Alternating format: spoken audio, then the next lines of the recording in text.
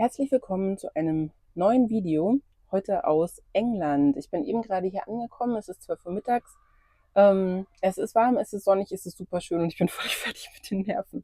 Das war doch ganz schön aufregend. Also heute Morgen habe ich es erstmal geschafft, den falschen Hafen für Dürenkirchen einzugeben. Das heißt, ich war dann zwar am Hafen, aber nicht am Fährhafen und habe da die ersten 20 Minuten eingebüßt.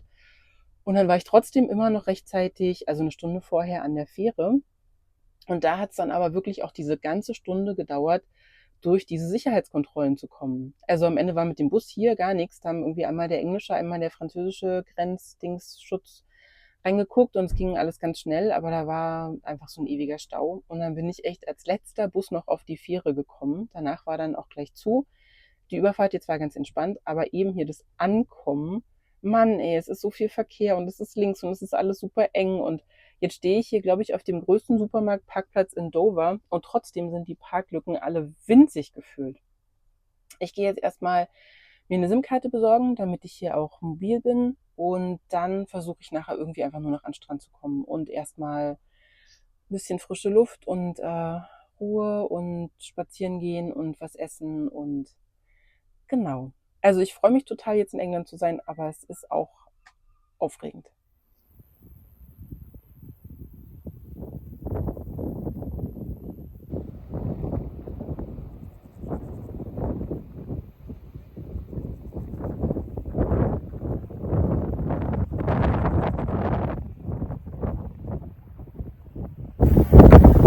So, die Sache mit dem Strand hat funktioniert, aber ehrlich gesagt ganz anders, als ich so dachte. Das ist ganz furchtbar.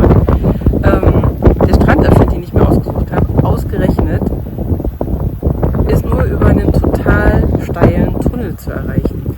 Das heißt, jetzt runter war schon aufregend und ehrlich gesagt habe ich richtig Angst, dass ich da nicht mehr wieder hochkomme. Also hier jetzt gerade ist es schön. Ihr seht das. Und ich bleibe jetzt hier einfach noch eine ganze Weile und überlege mir was, bis ich ein bisschen mehr Mut habe.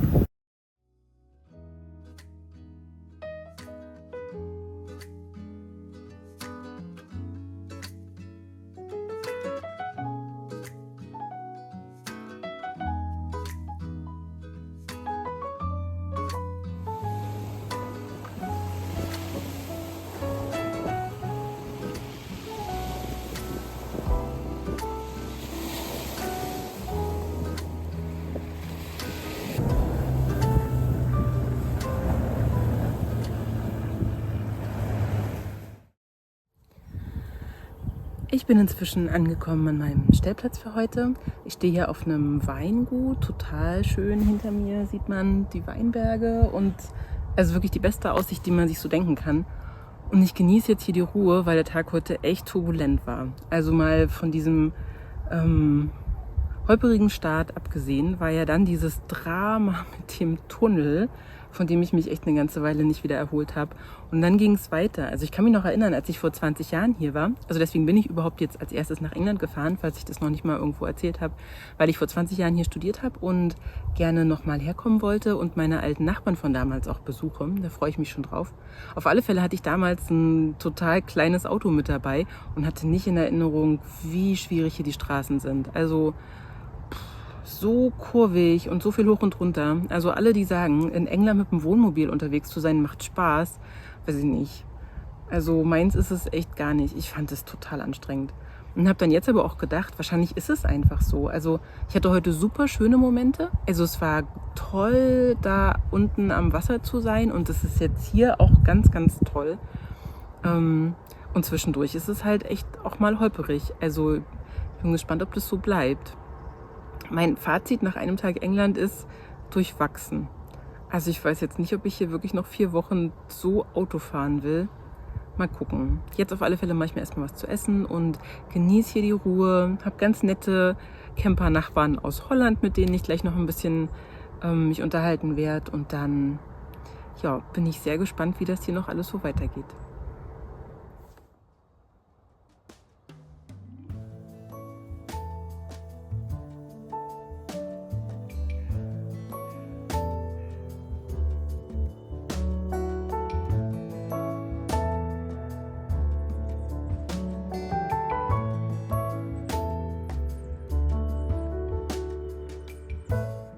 Die nächsten 2 Tage bin ich einfach auf dem Weingut geblieben und habe lange Spaziergänge gemacht, Yoga morgens in der Sonne vorm Bus und natürlich auch eine richtige Weintour, so wie sich das gehört. Das Weingut heißt übrigens Carl Taylor, ist ganz in der Nähe von Hastings. Und diese Weintour hat Malcolm geleitet, ein richtiges Original, einschließlich Weinverkostung und British Lunch. That's what I want. Fantastic. Right. Okay, here we are, ladies and gentlemen. Frenchland. Bonjour. Comment allez-vous? Oui, oui, and all that stuff. Okay. Do we have any French people here today before I put my foot in it? No. Sometimes I can be slightly sarcastic, which you'll hear later on. So we've got that cleared up. Right, good. Here we are. Gaio system. One. Right. Okay. So you come into the interview wearing your poshest designer swimwear, male or female, we do not discriminate. We give you a simple arithmetic test that anybody can pass, and once literally you pass, we'll put a red carpet out for you. You'll be so pleased to have this job. You'll stroll along and you'll go up some steps and inside you go. Okay. Being dead serious, nobody wants to do it. It is the grottiest, the dirtiest job. You will be in there for 3 to 4 hours. Right, you finished the first one. We're going to go on to the still rosé now, which again, as I say, this is the one you're going to drink tonight when you get in your hot tub or your swimming pool when you get home. Here we go. Right, it should be 7 to 8 turns of the wire, which you undo. It comes off, right, okay, like this. Always keep your hand on the cork, don't, because it could explode right now. Put it down to your side like this. Open it up like you've got gun in a holster, turn it round with your right hand, wait for the pressure to build up in your left, and once it's done, you start. So this is the nice.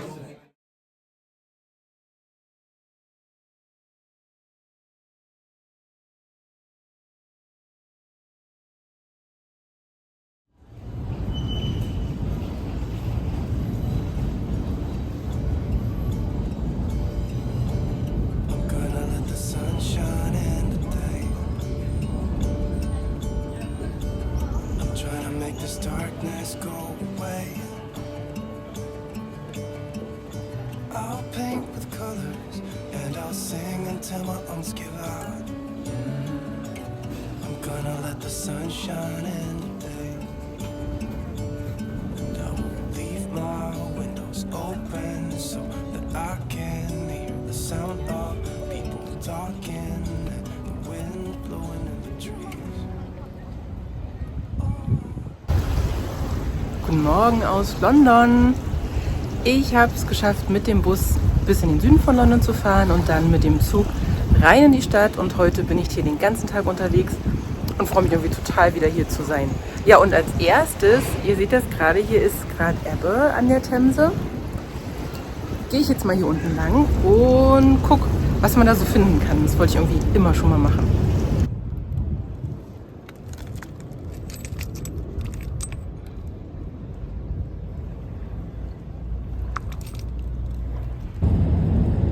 Das ist jetzt die Ausbeute, aber ich höre einfach auf, weil sonst sammle ich noch viel, viel mehr. Das ist echt richtig spannend.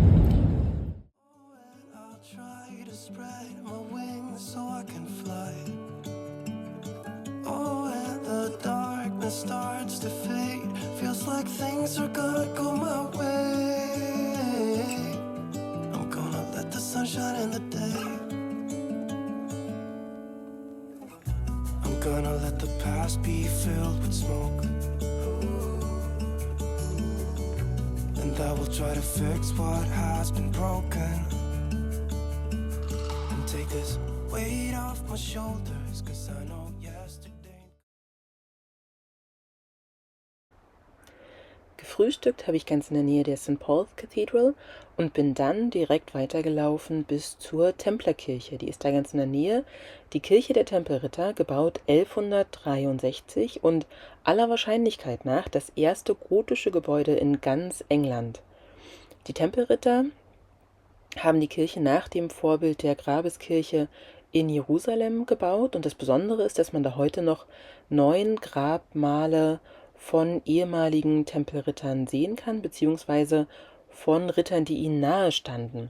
Darunter zum Beispiel auch das Grabmal von William Marshall, the first Earl of Pembroke.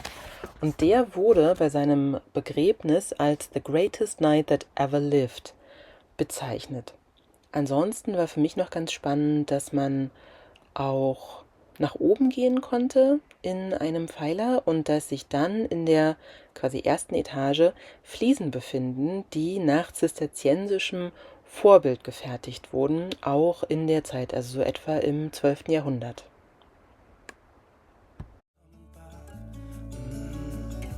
I'm gonna let the past stay in the cold.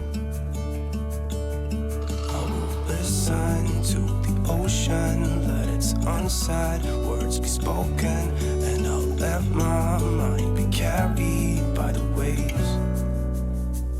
Oh, I will open up my eyes so I can see the light.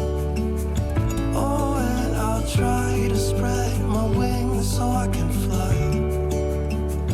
Oh, and the darkness starts to fade, feels like things are gonna go my way. I'm gonna let the sun shine in the day.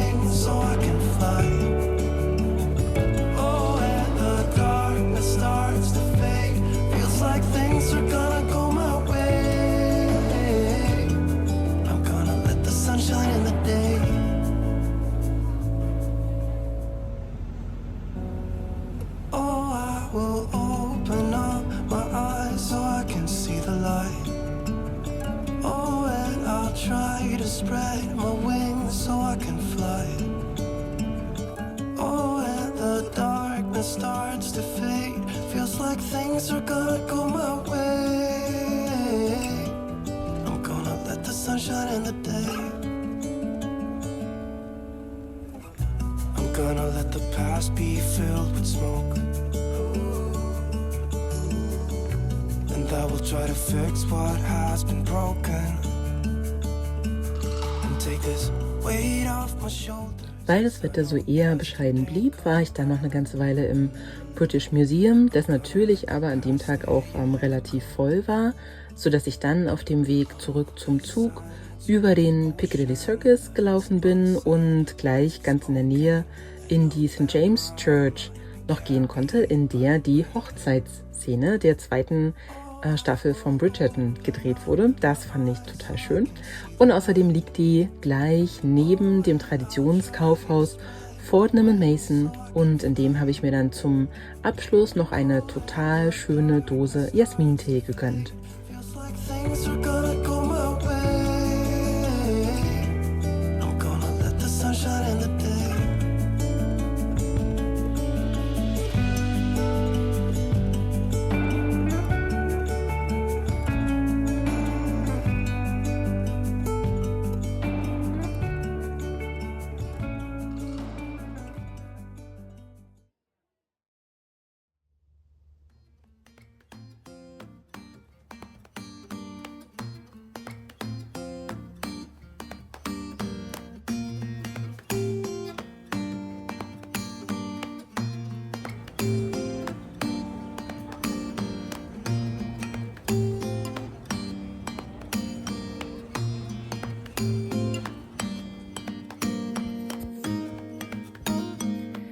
Neben der Legende von Artus hat Winchester aber noch viel mehr zu bieten. Die Hauptsehenswürdigkeit ist die Kathedrale, die ab 1079 errichtet wurde und in der unter anderem die Autorin Jane Austen beigesetzt ist. Die Gegend um Winchester war übrigens schon in vorrömischer Zeit besiedelt, ab 686 die Hauptstadt des alten Königreichs Wessex und dann im 11. Jahrhundert von ganz England. Der mittelalterliche Stadtkern ist noch an vielen Stellen intakt und macht den Ort sehr beschaulich. Besonders die kleinen Wasserläufe, an denen man gut spazieren gehen kann, verstärken diesen Bilderbucheindruck. Heute hat Winchester etwa 48.000 Einwohner und ist zum Leben viel beliebter als etwa das benachbarte Southampton. Immer samstags findet der Farmers Market statt, auf dem großartige regionale Produkte angeboten werden. Tatsächlich kann man sich kaum zwischen den ganzen Torten und Brotspezialitäten entscheiden. Die High Street ist ganz typisch und mit vielen anderen englischen Orten vergleichbar. Neben den großen Ketten findet man aber auch lokale Geschäfte.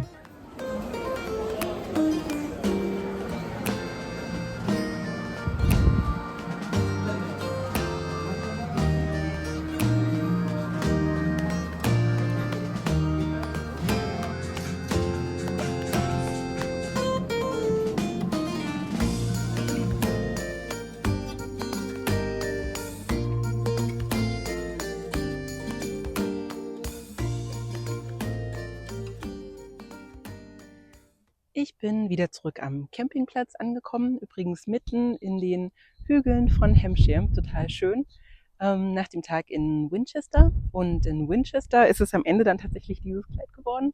Das fand ich ganz schick von Seasalt Cornwall, da war nämlich gerade Ausverkauf. Ja, und in Winchester, das war eigentlich ja so der Grund, überhaupt wieder hinzufahren, habe ich auch Emma getroffen. Emma war mein Nachbarskind vor 20 Jahren. Damals war sie 10, jetzt ist sie 30. Und es war total schön, ihre Familie kennenzulernen. Inzwischen hat sie selbst auch einen kleinen Sohn und natürlich aber auch die Stadt wiederzusehen. Ansonsten habe ich mich inzwischen zum Glück ganz gut gewöhnt wieder an England. Und nicht nur gewöhnt, sondern ich freue mich auch tatsächlich hier zu sein.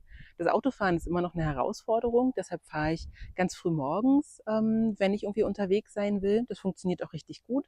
Als nächstes geht es für mich in Richtung Westen, an die Küste und dann später nach Exeter und dann am Schluss noch nach Cornwall. Also da werde ich mindestens noch eine Woche haben, vielleicht sogar ein bisschen mehr. Ja, und wenn ihr dabei sein wollt, dann bleibt gerne dran.